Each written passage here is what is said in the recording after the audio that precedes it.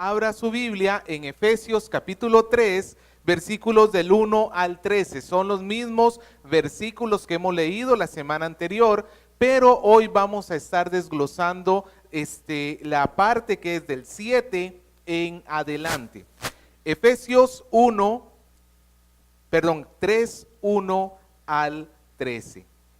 Lo leemos, dice así: por esta causa, yo Pablo, prisionero de Cristo Jesús, por vosotros los gentiles, si es que habéis oído de la administración de la gracia de Dios que me fue dada para con vosotros, que por revelación me fue declarado el misterio, como antes lo he escrito brevemente, leyendo lo cual podéis entender cuál sea mi conocimiento en el misterio de Cristo, misterio que en otras generaciones no se dio a conocer a los hijos de los hombres, como ahora es revelado por sus santos apóstoles y profetas por el Espíritu, que los gentiles son coherederos y miembros del mismo cuerpo, y copartícipes de la promesa en Cristo Jesús por medio del Evangelio, del cual yo fui hecho ministro por el don de la gracia de Dios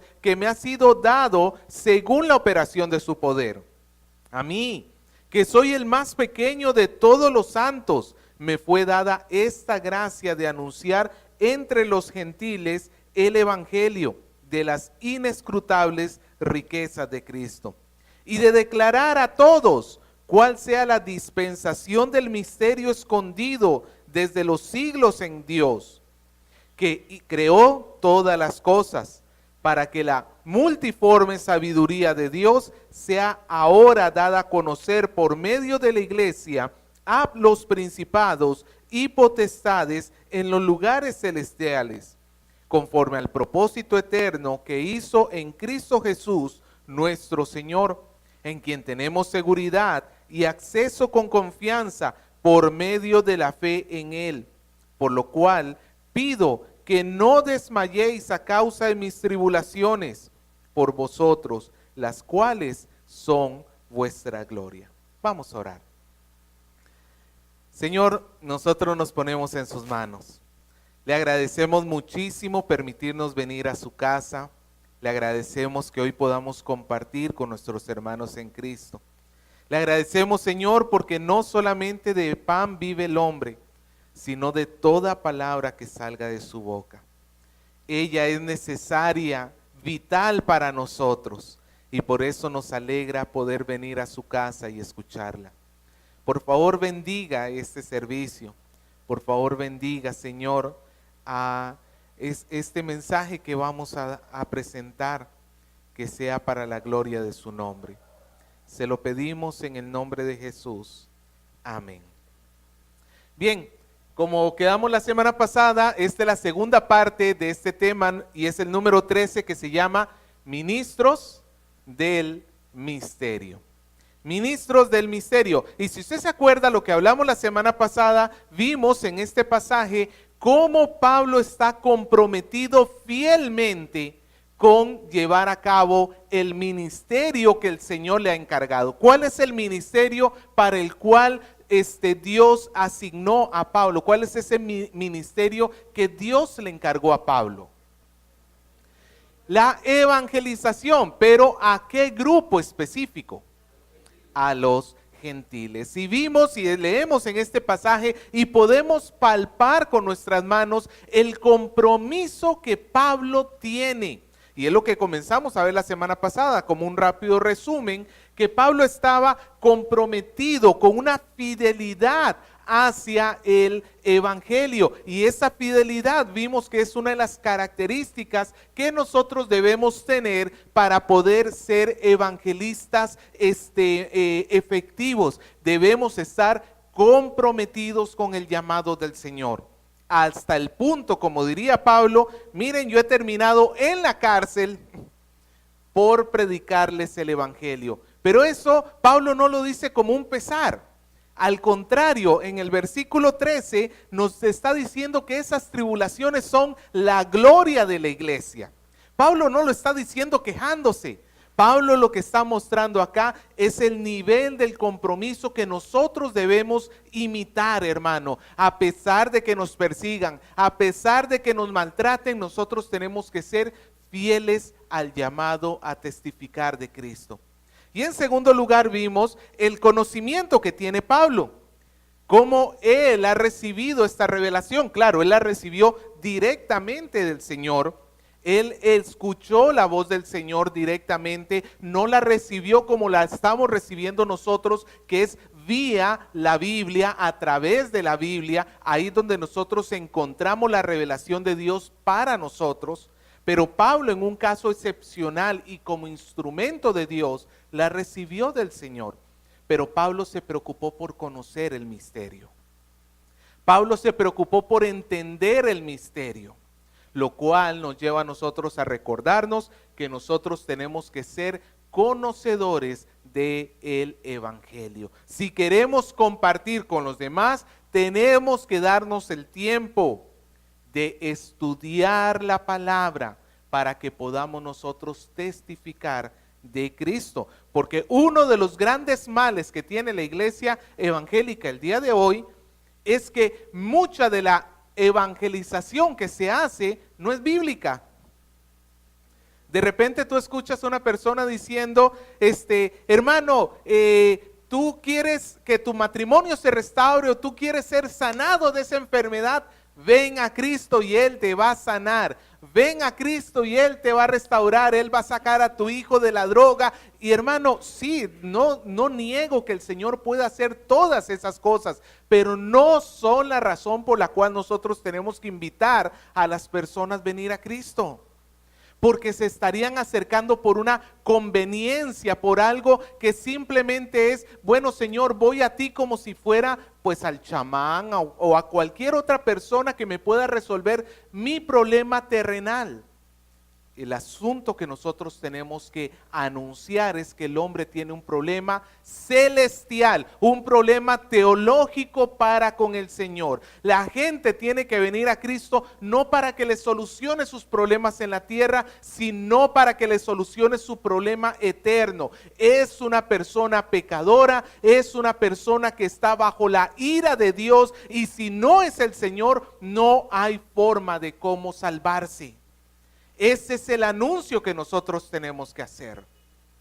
Pues Pablo muestra cómo él conoce este misterio. Y esas son las dos primeras características que vimos la semana pasada.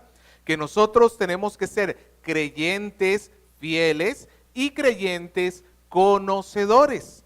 Hoy vamos a ver las dos características adicionales que Pablo nos tiene en este pasaje. ¿Ok? Así que procedemos con las características 3 y 4. La tercera de ellas es que tenemos que ser creyentes responsables. Diga conmigo, creyentes responsables. Tenemos que ser creyentes responsables. Vamos a verlo a partir del versículo 7 en adelante. Pablo dice, del cual, ¿a qué cual se está refiriendo acá? Al evangelio que tenemos al final del versículo 6. Pablo está diciendo en el versículo 6 que él y nosotros somos copartícipes, comiembros y coherederos en Cristo Jesús por el evangelio. De ese evangelio, dice el versículo 7, por el cual, por este evangelio, fui hecho ministro por el don de la gracia de Dios que me ha sido dado según la operación de su poder. Pablo entendió el llamado que Dios tenía para él. Pablo entendió que cuál era la relación entre Pablo y el evangelio. Pablo se describe a sí mismo como ministro. ¿Sabe lo que es un ministro, hermano? Un ministro es un servidor, una persona que está al servicio de. Es el ministro de educación que tenemos, ¿en qué se encarga? Ok, su área de servicio al Perú es dentro de La educación. El ministro de Economía, ¿en qué se encarga de servir? En la economía. Esa es la parte que más de uno quisiera tener. El ministro de Salud, su área es la salud. Ok, allí sirven, aunque muchas veces lamentablemente más que servir, se sirven. Pero no así la iglesia de Cristo. ¿Cuál es nuestra área? Ok, muy bien, la salud del alma. El evangelio. Nosotros somos, al igual que Pablo, llamados a ser ministros del evangelio. Esto significa, hermano, que el Señor ha confiado su palabra. El evangelio es las buenas noticias de salvación. Y la ha confiado no a los gobernadores, no a las autoridades, no a los sabios de este mundo. ¿A quién se la ha confiado? A la iglesia, a nosotros, a su iglesia. Nosotros estamos llamados y somos los llamados por Dios para abrir nuestra boca, para servir. Hermanos, recordemos esto, cada vez que tú evangelizas, cada vez que tú testificas, estás prestando un servicio. ¿Servicio a quién? Servicio a Dios en primer lugar, pero también un servicio a el prójimo. Cada vez que nosotros evangelizamos, estamos sirviendo. Una de las prácticas, hermano, que hemos dejado de lado es este evangelismo. Y lo vamos reemplazando y vamos poniendo excusas y no nos damos cuenta que es nuestra responsabilidad. Tú posiblemente tienes un trabajo donde, si tú trabajas en una empresa donde tienes un jefe, pues te ha designado a ti responsabilidades, ¿sí o no? ¿Qué espera el jefe que hagas? Simple, que lo cumplas. ¿Para qué estás en esa empresa? Ahora imagínate que tú fueras el vendedor de tu empresa. No se venden aspiradoras. Y de repente tu jefe te dice, ¿sabes qué? La meta de esta semana es que vamos a vender 50 aspiradoras. Y llega al final de la semana y tú vienes donde el jefe emocionado le dice, jefe, yo he limpiado los baños, jefe, yo he ordenado la contabilidad, jefe, yo he hecho todas las cosas. ¿Y cuántas has vendido? No, es que me da miedo hablar con la gente, jefe. Me da cosa hablar con la gente, no siento confianza de hablar con ellos. ¿Qué te diría tu jefe?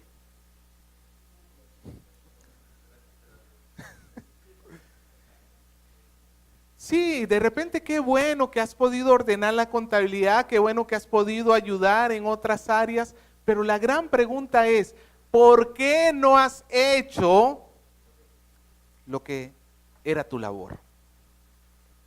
¿Sabe, hermanos? Sobre esta tierra nosotros vamos a poder hacer muchas cosas para nuestro Dios. Tú si le estás sirviendo a Dios acá en la iglesia de alguna manera, enhorabuena, eso es muy bueno. Si tú le estás sirviendo a Dios, por ejemplo, siendo una buena esposa, un buen padre, un buen esposo, muy bien, eso es excelente. Es parte de lo que tenemos que hacer. Pero muchas de las cosas que nosotros hacemos en este mundo se quedan en este mundo. Pero el evangelismo da fruto eterno. El evangelismo es de las pocas cosas en la vida que nosotros vamos a poder llegar delante del trono del Señor y decir, Señor, gracias, porque ves a esa persona que está ahí, gracias Señor, porque tú me utilizaste para llevarle el testimonio a Él. Peor sería que viéramos así de reojo a lo lejos la fila de la gente que se está yendo al infierno y tú te pongas a pensar, a este le pude haber hablado y me callé. A ese le pude haber dicho y me dio miedo. ¿Cómo fue posible que ahora que lo veo camino al infierno me duele el corazón? Pero mientras estuve en la tierra no abrí la boca. No, hermano, nosotros estamos para servir. Valgan verdades, criticamos a los ministros, que ellos en lugar de servir se sirven. Y como iglesia, ¿no estamos haciendo lo mismo? Alguien publicaba esta semana en Facebook y ponía un artículo que me llamó mucho la atención. El título decía que nosotros en la iglesia tenemos que servir y no ser consumidores de la iglesia. Es lo mismo para nosotros.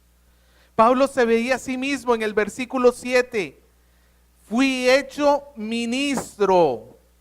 Ahora mira lo que sigue diciendo Pablo, que esto es gracias al don de la gracia de Dios que me ha sido dado. Hermano, ¿por qué nosotros somos llamados a testificar? ¿Es una carga del Señor? ¿Es algo pesado que el Señor nos está dando? No, el Señor más bien nos lo otorga como una gracia. Ahora, póngase a pensar en Pablo. ¿Qué conllevaba esta gracia de Dios? Escenarios llenos, estadios repletos para escuchar a Pablo, aviones, limusinas que lo transporten, guardaespaldas, cenas de lujo. ¿Usted ha leído el currículum de Pablo? Pablo dice, me han apedreado, he naufragado, me han azotado, los gentiles, los judíos. Hermano, Pablo la pasaba pésimo testificando de Cristo, pero Pablo aún así puede decir, y esto es gracia. ¿Por qué? Porque Pablo podía ver su sufrimiento como una expresión de la gracia de Dios, porque Pablo podía ver que el resultado de su trabajo era mucho más importante que los sufrimientos presentes. Ahora más adelante, durante este mensaje, vamos a ver el poder que tiene el evangelismo, el alcance que tiene el evangelismo y que posiblemente nosotros no lo estamos viendo y por eso nos quejamos. Pastor, no quiero evangelizar porque se burlaron de mí. Ahora en Navidad traté de hablarle a alguien de Cristo y se rió de mí. En la reunión familiar se pusieron a burlarse de mí. Hermano, hay algo mucho más grande que ello. Hay algo más grande. Pablo sigue diciendo que esta gracia le ha llegado por la operación del poder de Dios.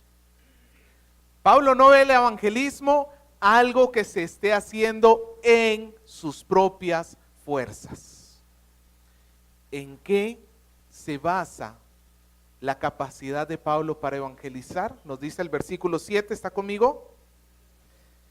En la operación del poder de Dios. Hermano, ¿alguna vez te has sentido corto a la hora de evangelizar a alguien?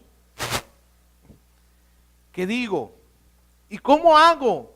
¿Y si meto la pata? Ya la metí.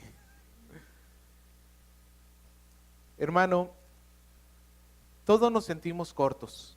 Y es más, todos somos cortos. Pablo mismo, él decía que él no traía la palabra de Dios en poder humano, con sabiduría humana. Pablo, si bien es cierto, él entendía que tenía una responsabilidad, pero es una responsabilidad que la hacía en el poder de Dios. ¿Esto qué significa, hermano? Que Pablo confiaba que el que iba a operar, esa palabra operar en griego significa un trabajo efectivo. Es una labor que se hace, pero se hace correctamente, se hace de la mejor manera. Y Pablo dice, esto que yo hago no da resultado por mí mismo, da resultado porque es Dios el que está operando. Mira, hermano, quizás ahora en Navidad o en Año Nuevo tú te has atrevido a testificarle a alguien y tú piensas que esa persona, porque te rechazó, tú crees que ahí ya se terminó todo, que no sirvió para nada que tú abrieras la boca. Déjame decirte, no, hermano, algo Dios ha hecho. No sabemos. La parábola que Jesús nos cuenta nos dice de un hombre que sembró su campo. Pero nadie que siembra espera que inmediatamente el fruto crezca. Se fue a dormir. Y al día siguiente salió y se asomó a su campo. ¿Y sabe qué vio? Nada. Todavía no había crecido. Y así siguió haciendo, durmiendo, levantándose, durmiendo, levantándose, hasta que un día sale. ¿Y qué se encuentra? Todo el campo crecido. Hermano, tú no sabes si lo que te ha tocado es tirar la semillita. Pero esa semilla que tú ves que de repente la menosprecias porque es muy chiquita, porque de repente dices, ¿y qué diferencia puede hacer esto? Esa semilla del evangelio en el poder de Dios, si tú tienes paciencia, va a dar fruto. Pero no es en tu poder. Si tú te has sentido corto, la buena noticia, hermanos, es que no es en nuestro poder que lo hacemos, sino en el poder de Dios. Y Pablo sigue diciendo, mira el versículo 8, para que entiendas el pensamiento de Pablo. Pablo anteriormente nos ha dicho que a él le ha sido revelado el misterio. Y esto sonaría y de repente alguno diría, este Pablo se está jactando demasiado, ¿no? Este Pablo, ¿qué se creerá? Mira lo que dice Pablo sobre sí mismo en el versículo 8. A mí, dice Pablo, que soy el más pequeño de los santos, de todos los santos. ¿Tú sabes lo que significa el nombre Pablo? Pablo no se llama originalmente Pablo, Saulo. Pero cuando el Señor lo convirtió, el Señor le cambió el nombre por Pablo. Lo curioso es que Saulo en el Antiguo Testamento, Saúl, era el hombre más alto de todo el pueblo. El rey Saúl, ¿se acuerda? Pero Pablo significa pequeño.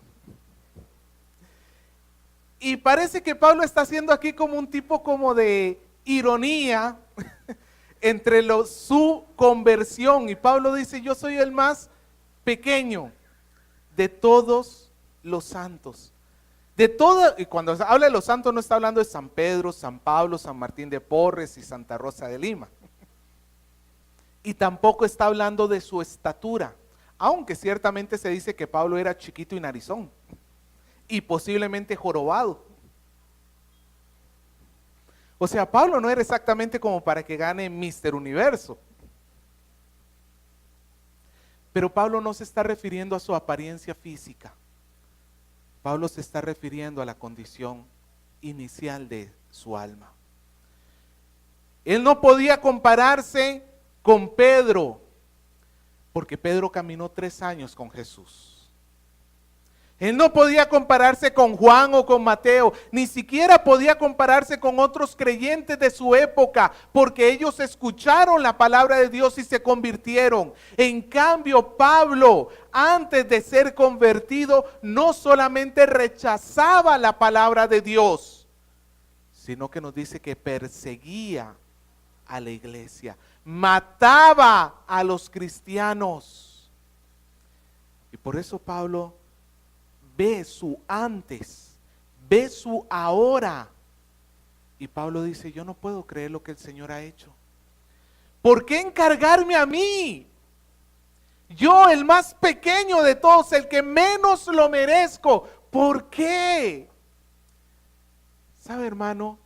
Este pensamiento hoy en día, muchos lo verían como Pablo es de baja autoestima. La psicología vería a Pablo y diría, Pablo, tú tienes un serio problema de autoestima. Tú deberías verte a ti mismo como el hijo del rey. Tú deberías verte a ti mismo como el príncipe de Dios. Es cierto, Pablo sabe muy bien que él es amado por Dios. Pablo sabe muy bien que él es hijo de Dios. Pero Pablo sabe muy bien que toda aquella gracia y amor no es por causa de Pablo, es por causa del amor soberano de Dios. Como lo vimos en el primer capítulo, por el puro afecto de su voluntad. Pero vamos a esto, hermano. Pablo se sentía comprometido con la obra de evangelismo porque él entendía que él no era nadie y que era un privilegio ser llamado. Eso quiere decir que posiblemente la razón por la cual nosotros no queremos evangelizar es porque tenemos una mirada sobre nosotros demasiado alta, de lo más allá de lo que corresponde. Nos vemos demasiado importantes a nosotros mismos, nos vemos demasiado grandes a nosotros mismos, a tal punto que no estamos dispuestos a sufrir. ¿Por qué voy a sufrir por evangelizar a otros? Pablo no tiene ese problema, porque él sí tiene una correcta visión de su ser. Los equivocados somos nosotros cuando nos vemos más altos de lo que somos. Pablo dice, yo soy el más pequeño de todos los santos y me fue dada esta gracia. Nuevamente, hermano, ¿cómo Pablo habla sobre el evangelismo? Como una gracia otorgada, no como una pesadez. Otra vez, pastor, hablando de evangelismo. Pastor, no queremos escuchar eso, porque la conciencia nos acusa. No es una carga, hermanos, es una gracia. Es una gracia, dice Pablo, que yo pueda anunciar entre los gentiles el evangelio de las inescrutables riquezas de Cristo. ¿Sabe lo que significa inescrutable?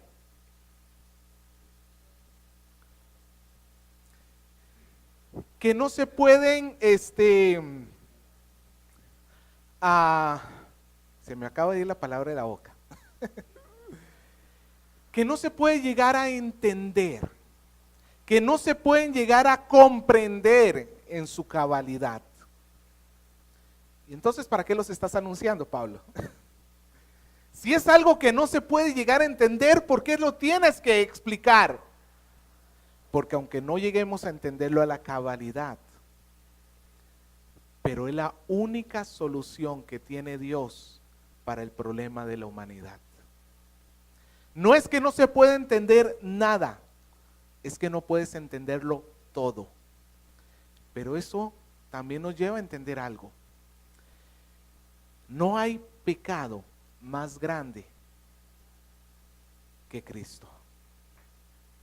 Pablo está diciendo acá que estas riquezas, y no está hablando de dinero, según el contexto nos está hablando del maravilloso amor de Dios derramado en la cruz, a través de la cual el Señor salva tanto a judíos como a gentiles. Ese amor derramado es riquísimo, más allá de cualquier pecado que pueda haber cometido el hombre. Más allá de cualquier cosa que nosotros hayamos podido hacer, el amor de Cristo va a cubrir hasta la falta más grave que tengan los seres humanos. Es un océano. Es más que un océano, es el universo entero y aún más grande que el universo, el amor de Dios en Cristo Jesús. Es una riqueza inescrutable, a como no podemos llegar a explorar el universo entero, jamás podremos llegar a entender el amor de Dios en su totalidad, pero eso no hace otra cosa que confirmarnos que Dios nos ama entonces. No necesitamos entender todo su amor para comprender lo que el Señor quiere hacer con los hombres. Y Pablo se siente comprometido con explicar ese amor. Hermano, ¿cómo tu hijo se va a convertir si no le hablas del amor de Cristo? ¿Cómo tu vecino, cómo tu amigo se va a convertir si no lo llevas a Cristo? No hay forma. Pablo sigue diciendo en el versículo 9, ¿qué tan comprometido está él? Él dice que ha anunciado a los gentiles las inescrutables riquezas de Cristo, pero ahora nos dice que está anunciando a todos cuál sea la dispensación del misterio escondido desde los siglos en Dios. Esta dispensación tiene que ver que Pablo está revelando lo que el Señor le ha enseñado, que el misterio ha sido finalmente revelado, que los gentiles forman parte del pueblo de Dios. Ahora, mira el versículo 10. Mira el alcance del evangelio. Dice, para que la multiforme sabiduría de Dios sea ahora dada a conocer por medio de la iglesia a los principados y potestades en los lugares celestiales. Pablo está diciendo, todo esto del evangelismo tiene un propósito. ¿Y cuál es ese propósito? Que la multiforme, esta palabra multiforme en griego significa muy jaspeado. A ver, ¿cómo lo describo? ¿Usted ha visto un diamante? Quizás no en vivo y a todo color, pero por lo menos en televisión hemos visto. ¿Cómo es un diamante? Aparte de brillante, tiene muchas caras. Tú lo ves y es increíble la forma del diamante, tiene caras por todo lado, tiene ángulos y formas, pero esa es parte de su hermosura, ¿cierto? Pablo está diciendo así, la sabiduría de Dios es como ese diamante de muchas caras. Nosotros hermanos nada más logramos ver 1, 2, 3 caras de ese diamante. Pero la sabiduría de Dios es mucho más grande que ella. Ponte a pensar, cómo Dios salvó a los hombres pecadores sin ser injusto. Porque si Dios nos hubiera visto a nosotros y nos hubiera dicho, tú has pecado, pero yo me voy a hacer de la vista gorda, voy a considerar que tú no hiciste nada. ¿Eso sería bueno? Sería injusto. Imagínate que un juez pensara así, tú has robado, pero anda nomás, vete. A esos jueces no les llamamos buenos, les llamamos corruptos, ¿sí o no? ¿Cómo hizo Dios para seguir siendo santo, justo, para hacer justicia y al mismo tiempo perdonarnos a nosotros los pecadores? Oh, sabiduría de Dios. ¿Cómo hizo Dios para que a través de la muerte nos llegara la vida?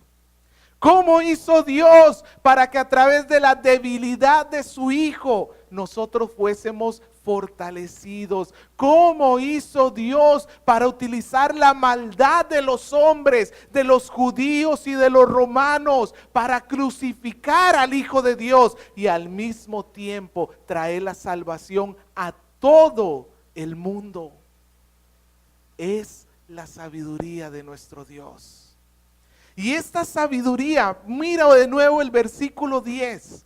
Esta sabiduría que nosotros anunciamos cuando estamos evangelizando, esta sabiduría nos dice que ahora es dada a conocer. ¿Por medio de quién?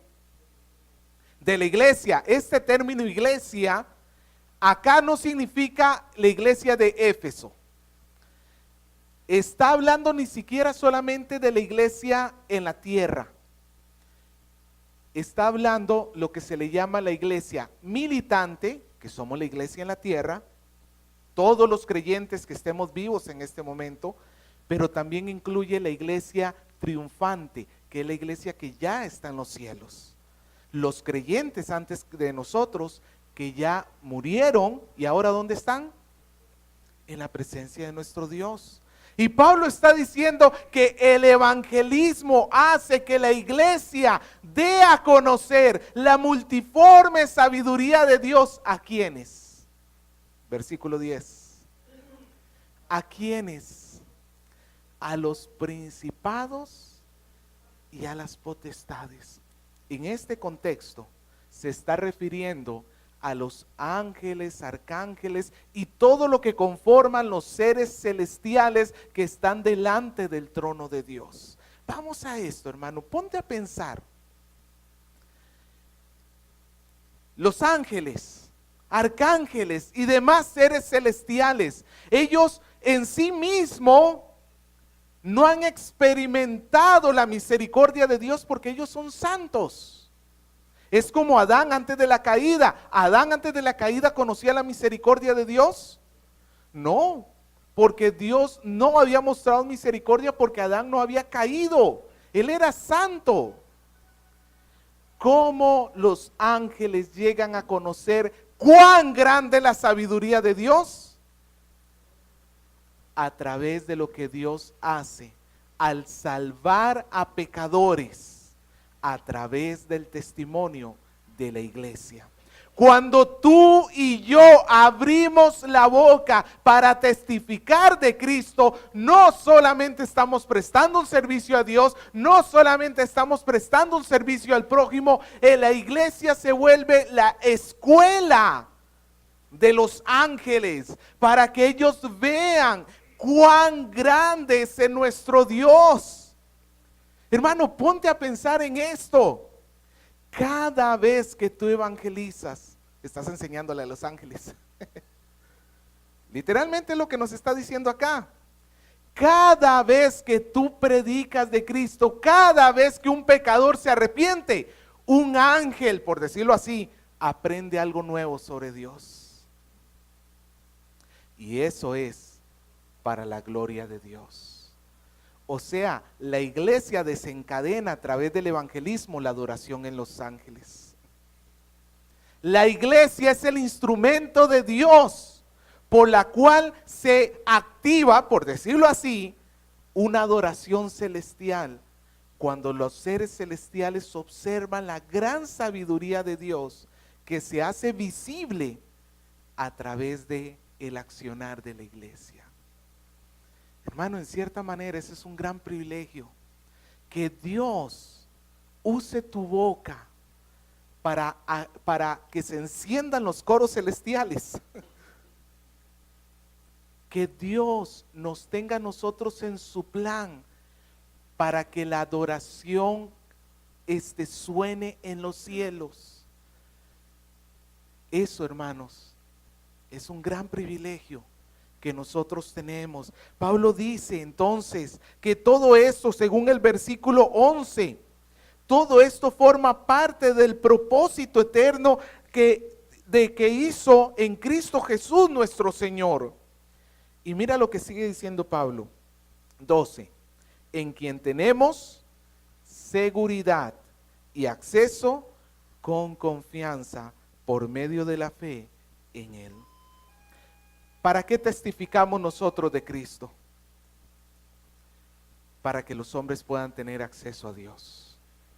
Hermano, nosotros somos como los sacerdotes que acercan al pueblo a Dios. ¿Sabe por qué el mundo está lejos de Dios? Porque los sacerdotes no están haciendo el trabajo. Nosotros tenemos la herramienta para que los hombres entren a Dios. Ponte a pensar, ¿por qué tu hijo vive lejos de Dios? ¿Por qué tu esposo, por qué tu vecino, por qué tu amigo vive lejos de Dios? No es toda tu culpa, pero ciertamente hay una responsabilidad de nosotros. Porque cuando la persona cree, tiene acceso libre al Señor, acceso con confianza, con seguridad. Y esto también nos dice otra cosa. ¿Te da miedo evangelizar? ¿Te da miedo testificar? Anda delante de la presencia de Dios primero y díselo a Él. Y pídele ayuda. ¿Cómo es tu acceso delante de Dios? ¿Seguro? ¿Cómo debes presentarte delante de Dios? Con confianza. El Señor nos va a ayudar. Pero hermano, nosotros tenemos que ser responsables de este llamado. Nadie lo va a hacer por ti. Nadie. Nadie. ¿Para qué te ha llamado Dios a esta tierra? Para que evangelices. Ahora, miremos la última característica. Ya vimos entonces que nosotros tenemos que ser fieles, tenemos que ser conocedores y tenemos que ser responsables de este llamado. Pero vamos a ver un último alcance que tiene el evangelismo y que es de beneficio para nosotros. Punto número 4. Debemos ser creyentes que fortalecen. Versículo 13. Mira lo que dice Pablo. Pablo dice, después de haber explicado todo el misterio y cómo este misterio está siendo utilizado por Dios para que enseñara a los ángeles la sabiduría divina, Pablo dice, después de toda esta explicación, les pido entonces que ustedes no desmayen por causa de mis tribulaciones por vosotros, las cuales son vuestra gloria. Pablo lo que está diciendo acá es, Efesios, yo sé que ustedes me ven ahorita en la cárcel. ¿Dónde estaba Pablo cuando escribió Efesios?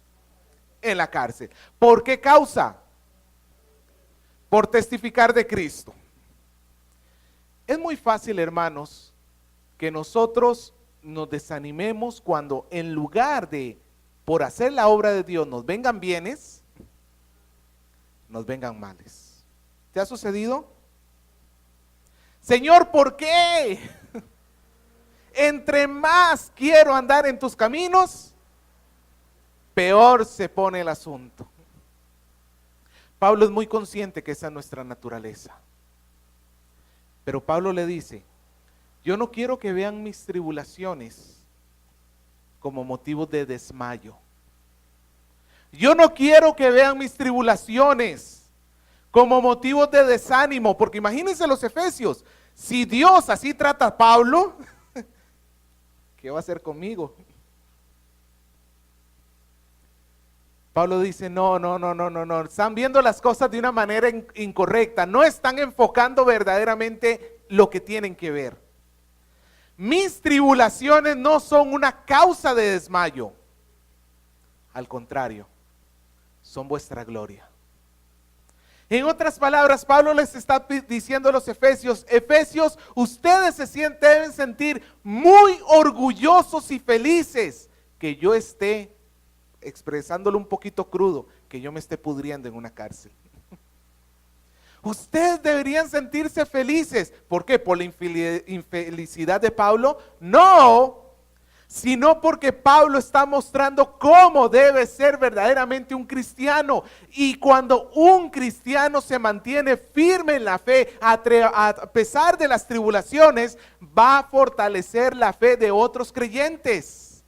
Ese es el punto acá, hermano. Cuando tú resistes en medio de las pruebas, en medio de las luchas, cuando tú te mantienes fiel al Señor, estás fortaleciendo la fe de los demás. Estás ayudando a que los demás dejen de pensar, ¿para qué sirvo a Dios si me va a ir mal? Para ponerse a pensar, hay algo más importante que mis sufrimientos. Sí es posible soportar la aflicción, porque mira, mi hermano lo está haciendo. ¿Sabe, hermano? Algunos de ustedes lo conocieron y me gusta mucho recordar a Gabrielito, el hijo de Patricia. Lo tomo por ejemplo porque lo veo muy cercano a lo que está diciendo Pablo acá. Como ustedes saben, y algunos de repente no saben, él fue un joven que hace 8 años aproximadamente, quizás un poco más, él se fue con el Señor a los 18 años, producto de un cáncer de pulmón. El hijo de Patricia, nuestra hermana, que no ha venido hoy porque está enferma. Pero cuando Gabriel tenía que ir a hacer la quimioterapia, ¿usted alguna vez ha visto a alguien pasando la quimioterapia? No sé, yo creo que de repente ninguno de nosotros acá la ha pasado directamente, o de repente me equivoco, no sé si anteriormente usted ha tenido que pasar, pero es uno de los tratamientos más difíciles. No solamente porque se desprende todo el cabello, sino porque involucra náuseas, dolores y muchas otras cosas. Literalmente se suma a la angustia de saber que hay un cáncer, se suma que el tratamiento es bien doloroso y complicado. Pues Gabriel, cuando tenía que ir a las quimioterapias, yo lo veía ir y venir contento. Y a mí no me cabía en la cabeza eso. ¿Quién va a una quimioterapia contento? ¿Quién va alegre?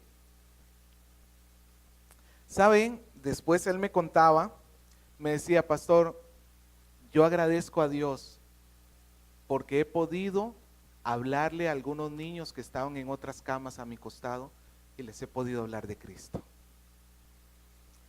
¿Sabe, hermano? Eso me fue, como diría Pablo acá, para fortalecer mi fe. Saber que este joven podía ver más allá del sufrimiento que tenía, más allá del dolor que involucraba hospitalizarse, y entender que ese sufrimiento era parte de un plan de Dios para que él tuviera una oportunidad de llegar donde jóvenes que quizás iban a ser sus últimos días de vida, y que por lo menos escucharan el mensaje del evangelio antes de que fallecieran. Y al ver eso y pensar, Señor, mis sufrimientos no son tantos. De verdad que yo no estoy sufriendo lo que este joven está pasando. Cuando nos ponemos a pensar, hermanos, en este hombre que tratando de alcanzar una tribu que hasta ahorita no ha sido evangelizada, y lo mataron a flechazos. No sé si usted escuchó la noticia hace como mes y medio atrás. Un hombre tratando de llegar a una isla, no era su primera vez, ya lo había hecho anteriormente, para tratar de llevar la palabra de Dios donde una gente que nunca ha escuchado el evangelio, y por tanto cada vez que mueren se están yendo al infierno. Y este hombre, con pasión y con deseo, olvidándose de que estaba poniendo en riesgo su propia vida, va y trata de evangelizar, y terminó muriendo a manos de aquellos que quería evangelizar. Y algunos le dicen, qué tonto este hombre, qué tonto este hombre. Hermano, el amor nunca es tonto. Si este hombre estuvo dispuesto a sufrir tanto por amor a otros, ¿qué hago yo siendo tan egoísta que no quiero ni abrir mi boca porque se burlan de mí? Cuando yo considero, hermanos, a los primeros cristianos, a nuestros hermanos de hace 2000 años, cuando se tenían que presentar delante de los leones hambrientos o para ser torturados para que negaran a Cristo, y que lo pudieron soportar y aún así morir creyendo y testificando de Cristo, eso fortalece nuestra fe. Cuando consideramos a los apóstoles, todos murieron martirizados, salvo Juan, que murió preso, de viejito, no en libertad. ¿Cómo estos hombres pudieron soportar y amar a Dios sobre todas las cosas y llevar el testimonio de Dios hasta el final de sus vidas? ¿Eso no fortalece tu fe, hermano?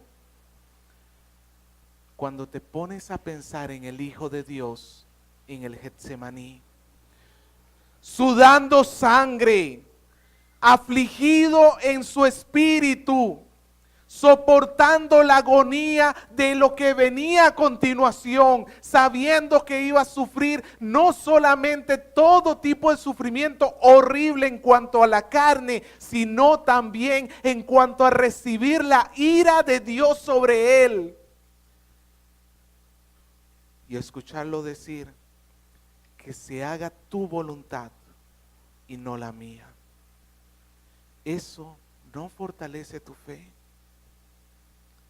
Hermanos, el sufrimiento de un creyente, cuando se hace efectivo el poder de Dios y esta persona soporta la aflicción, los creyentes que están a su alrededor, ¿cómo terminan?